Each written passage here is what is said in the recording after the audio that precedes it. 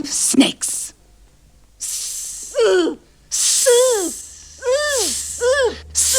Let's take a look back at Suspiria, which is a 1977 Italian supernatural horror, directed by Dario Argento, who co-wrote the screenplay with Daria Nicolodi, and is an absolute classic of the horror genre. Last week I contended, straight off the bat, it is my contention that Hollywood shouldn't remake timeless classics. What is the point? They are known as timeless classics for a reason. The only thing you are ever going to produce is a lesser copy of the much better original.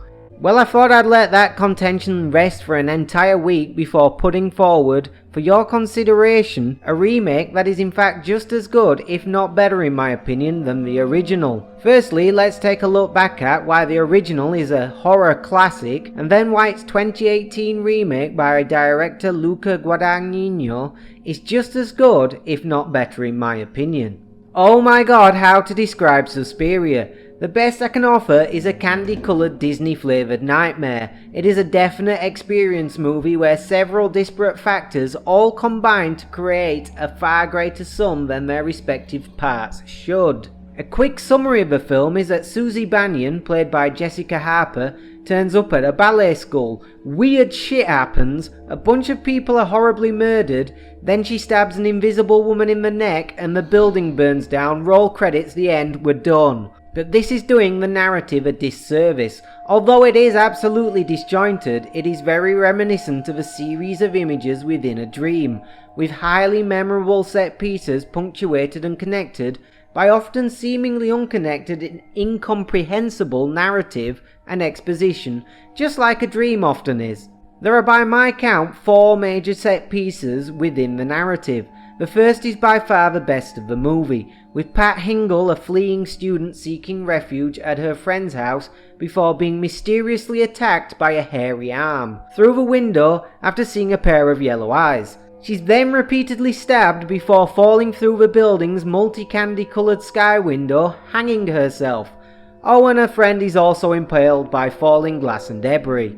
The second is when Daniel, the school's blind piano teacher, is fired and then later mysteriously attacked by his own seeing eye dog, having his throat ripped out, which for some reason is an Alsatian rather than a Labrador. The third is when Sarah flees a gloved killer, falling into a room of barbed wire before having her throat slit. The last set piece is in the very final scenes, where Susie discovers the witch's secret coven within the school, is attacked by a resurrected zombie Sarah, and kills the head witch Mother Marcos, causing the building to burn down. When combined with the factors that follow the seemingly disjointed narrative, where characters just appear and disappear with no explanation or reappear in between the major set pieces, only heightens the feeling of a nightmarish dream. The first of these factors that you will notice almost straight away is the use of sound and music. In the very opening scene, Susie is walking amongst naturalistic sounds in an airport.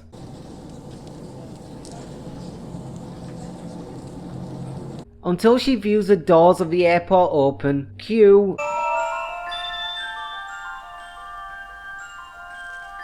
the unerring soundtrack. Then they close and return to naturalistic sounds, almost as an ominous warning that this way lies danger. The soundtrack was a collaboration between the Italian prog rock band Goblin and Argento himself. Argento and Goblin had actually collaborated on his previous film, Deep Red, and would collaborate on several of his subsequent films also. It was recorded before the film was shot and has actually been reused in many Hong Kong films such as Dance of a Drunken Mantis and We're Going to Eat You. The soundtrack is a harsh mix of whispers and words and guitars and just eerie sounds in general.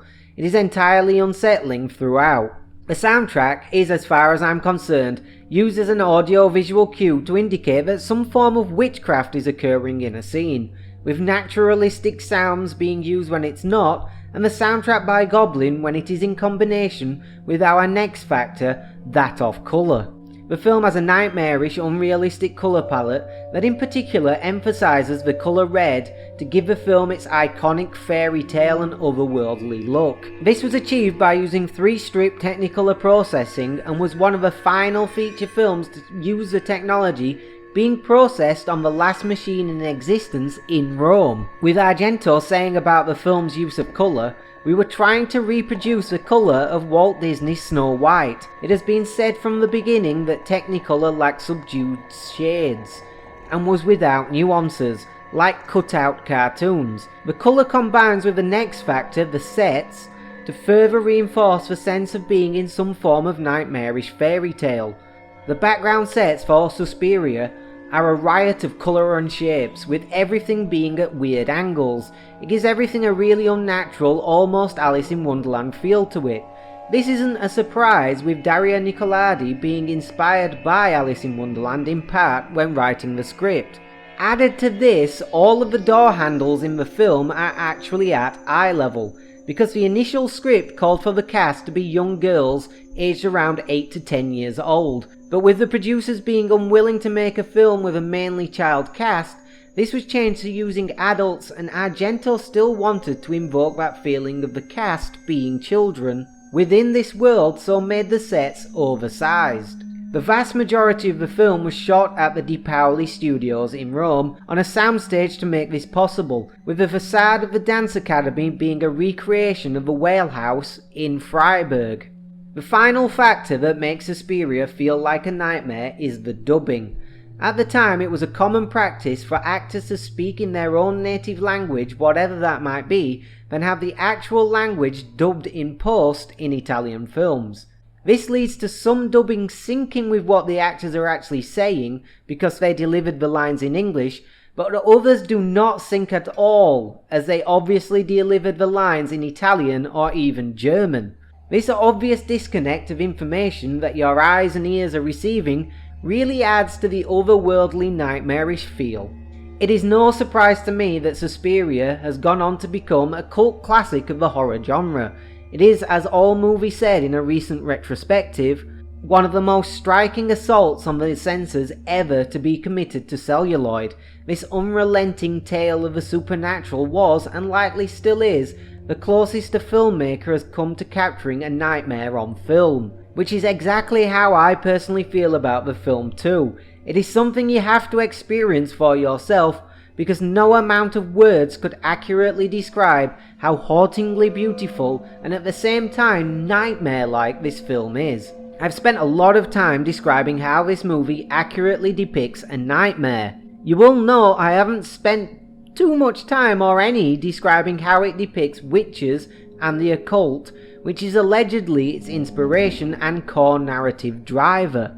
With Argento saying about witchcraft, there's very little to joke about. It's something that exists, which, as Suspiria exists, is never really conveyed to the audience, only really invoking feelings of a nightmare, not of witchcraft and the occult, as they are essentially only ever hinted at until the very last scene. I think this is because Suspiria only retroactively really became about witchcraft after the release of the two sequels, 1980's Inferno and 2007's Mother of Tears, which is where the remake comes in, takes the original and its inspiration, the 1845 essay Suspiria de Profundis by Thomas de Quincey, and the concept of the three mothers, which was lifted from a section of the essay called Levana and Our Ladies of Sorrow, where the three sorrows are named as Mater Lacrimarum, Our Lady of Tears, Mater Suspiriorum,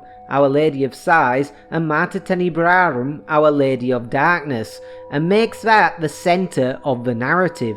Replacing the feeling of a dreamlike nightmare with basing witchcraft and the occult in reality, with the Witches' Coven's power struggle mirroring those of the divided Berlin outside the dance studio. It also makes the fact that the narrative is set in a dance studio and makes that central to it, with dance being how the witches perform spells and wield power within the world.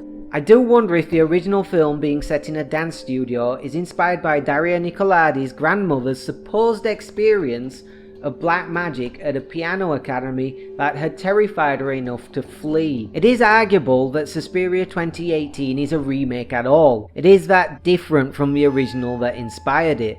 But it does hit the same plot beats as the original, it just greatly expands on and builds on the original narrative and creates a compelling lore around the three mothers, which I'd actually like to see expanded on in sequels. It even subverts the audience's expectations by having Susie Bannion be Mother Suspiriorum herself in the climactic naked orgy of violence and interpretive dance at the end of the film. Also, way more movies should have interpretive dance, preferably naked. Which is why I think this is a rare remake that is just as good, if not better, than the original, as it builds on the original's inspiration and recontextualizes that into something familiar but very different. So that was Suspiria, one a candy-coloured classic of the horror genre, and the other a reimagining of that, and I highly recommend both for entirely different reasons. Next week is Phantasm 2, yet another film doomed by studio interference, so be sure to like, comment and subscribe if you want to watch that one.